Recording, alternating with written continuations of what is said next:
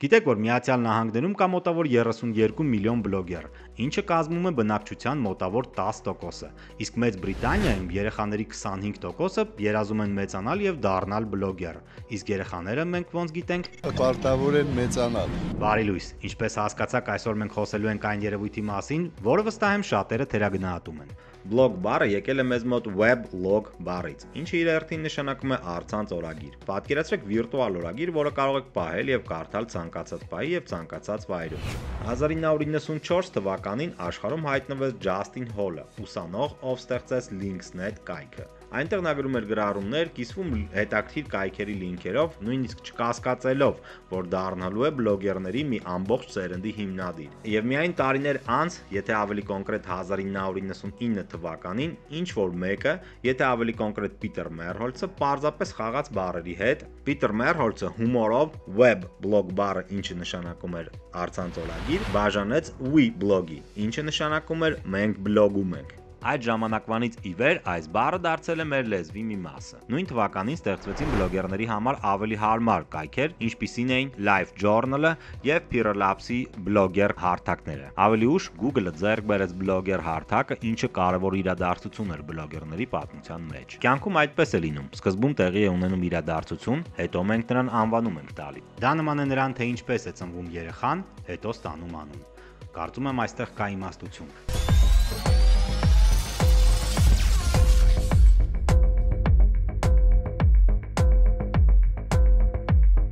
2002 թվականի փետրվարին բլոգեր Heather B. Armstrong-ը հեռացվեց աշխատանքից անձնական բլոգում գործընկերների մասին գրելու համար։ Դա խոսակցություն առաջացրեց բլոգերների գաղտնիության եւ խոսքի ազատության մասին։ Թեման կրկին հայտնվեց 2004 թվականին, երբ կոնգրեսմենի օգնական եւ հայտնի բլոգեր Ջեսիկա Քատլերը կիսեց Armstrong-ի ճակատագիրը։ Քատլերը սակայն վարում էր բլոգը անոնիմ, միջև նրա ինքնությունը բացահայտվեց Wonk.net կայքի կողմից։ Նույն թվականին աճեց նաեւ Mommy Blogs-ը, որը հիմնականում բաղկացած էր մայրերի բլոգներից, որոնք բլոգում էին ծնողների մասին, նպատակ ունենալով ստեղծել իրենց ընթերցողների համար աջակցություն եւ կրթության զգացում։ 2003 թվականին ԱՄՆ-ի մի քանի ավանդական միջոցներ խրախուսեցին անձնակազմի գրողներին եւ սյունակագիրներին ծառայել որպես կիբերլրագրողներ։ Սա արտացոլում է քաղաքական բլոգերների աճող թվաքանակը, որտեղ շատ լրագրողներ փորձում էին բլոգեր գրել, կարծիք հայտնել եւ իհարկե նորություններ։ 2000-ականների սկզբին ինտերնետն այնքան դանդաղ էր, որ ինտերնետի արագությունը կարելի էր չափել թեյի բաժակներով։ Վիդեո ֆայլերը գրեթե անհասանելի էին։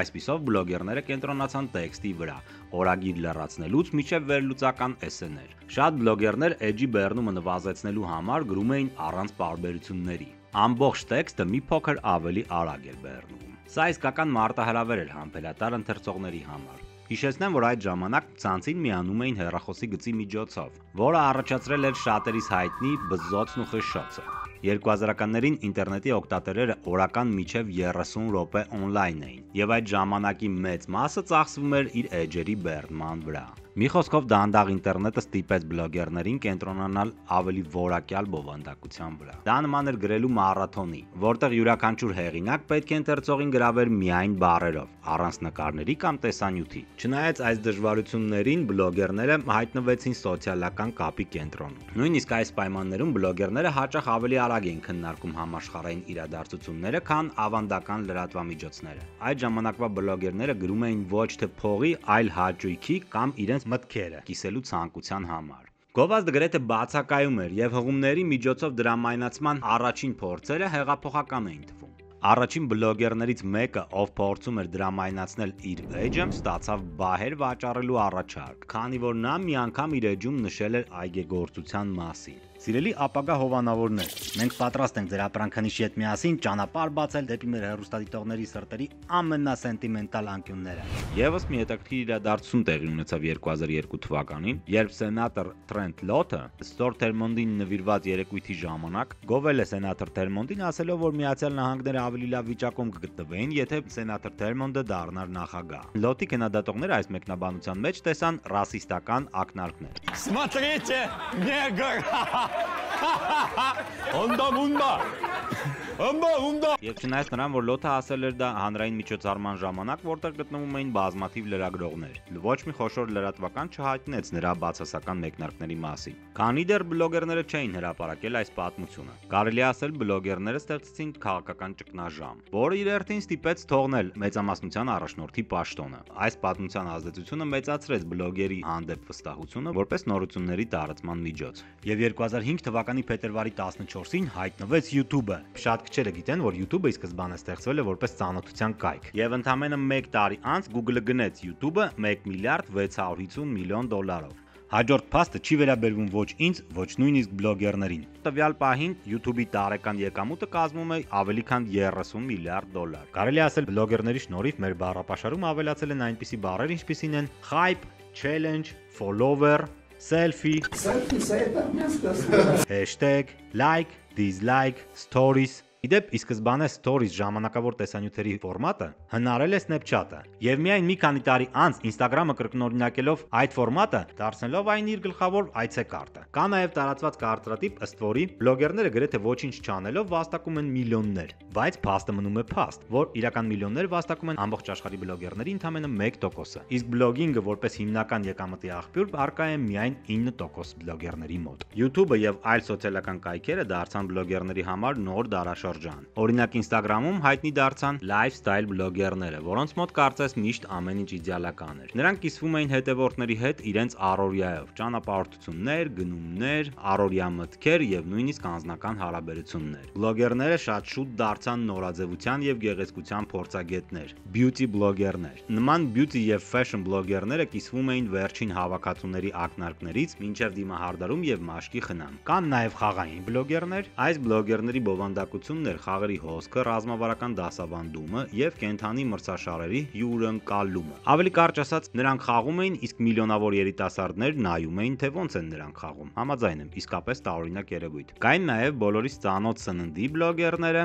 travel բլոգերները, մայրիկ եւ հայրիկ բլոգերները, քաղաքական բլոգերներ, աուդիո պոդքասթներ եւ մոտիվացիոն բլոգերները, որոնք ոգեշնչում են անձնական աճի նպատակների հասնելու համար։ Եվ իհարկե մանկական վիդեոբլոգինգը, որը միանշանակ խմբագրության եւ զտման կարիք ունի։ 2020 թվականին YouTube-ը խստացրել է իր կանոնները երեխաների բովանդակության վերաբերյալ, ներառելով տեսանյութեր, որոնք ուղղված են երեխաներին կամ գրավում են երեխաներին, նույնիսկ եթե նրանք հատուկ չեն ստեղծվել երեխաների համար։ YouTube-ի նոր կանոնները արժանացել էին որոշ բլոգերների կողմից քննադատության։ Նրանք կարծում են, որ այս կանոնները չափազանց խիստ են, ինչի հետ ես համաձայն չեմ։ YouTube-ի կողմից այս քաղաքականության ամրապնդումը կարևոր քայլ է երեխաներին մեղմ ասած տարօրինակ կոնտենտից պաշտպանելու համար։ Պետք է ընդունել այն փաստը, որ ժամանակակից աշխարհում բլոգերների ազդեցությունը վաղուց դուրս է եկել համացանցի սահմաններից։ Նրանք դարձել են միլիոնավոր մարդկանց կարծիքը, ճաշակը եւ նույնիսկ աշխարհայացքը ձևավորող իրական ուժ։ Բայց նման ազդեցության հետ գալիս է մեծ պատասխանատվություն։ Բլոգերները հաճախ դառնում են ձայն նրանց համար, ովքեր աննկատ են մնում։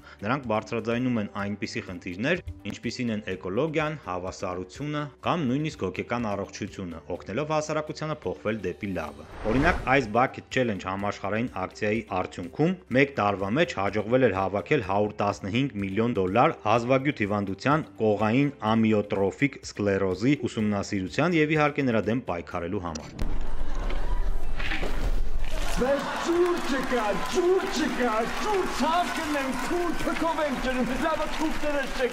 Եվ իհարկե այս երևույթը ունի նաև բացասական կողմեր։ Օրինակ, որոշ բլոգերներ հայտնիություն ստանալու համար կեղծ կամ նույնիսկ վնասակար տեղեկություն տարածել։ Կամ նրանք, ովքեր սահմանում են չափանիշներ, որոնք միշտ չէ, որ իրատեսական են։ Կատարյալ կյանքի կեղծ պատկերը կարող է ստիպել հետևորդներին թերարժեք զգալ իրենց։ Որոշ բլոգերներ նույնիսկ հանուն դիտումների եւ լայքերի ստեղծում են կոնֆլիկտներ, հրահրող կամ բարոյական չափանիշները խախտող բովանդակություն։ Խոսքերի եւ գործողությունների անպատասխանատվության վառ օրինակ են բլոգերներ Արսեն Մարգարյանը եւ Հարութը։ Ցավոք նրանք ներքաշվեցին աղմկահարույց սկանդալների մեջ, որոնք լրջորեն արատավորեցին նրանց հեղինակությունը եւ վանեցին հետևորդների մի զգալի մասը։ 2021 թվականին նրան ներկայացրել են ֆինանսական բուրգ կառուցելու մեղադրանք, որի արդյունքում շատերը կորցրել են իրենց գումարները։ Իսկ հանրաճանաչ բլոգեր եւ պրոդյուսեր Հարութը մեղադրվել է կանանց նկատմամբ անհարգալից վերաբերմունքի եւ բռնություն կատարելու մեջ։ Աուդիո ձայնագրություններն ու հաղորդագրությունները, որոնք վկայում էին նրա ագրեսիվ պահվածքի մասին, հայտնվել են համացանցում։ Երկու դեպքում էլ բացի բուն մեղադրանքներից բացասական դեր է խաղացել նաև բլոգերների արձագանքը սկանդալներին։ Սիրելի բլոգերներ,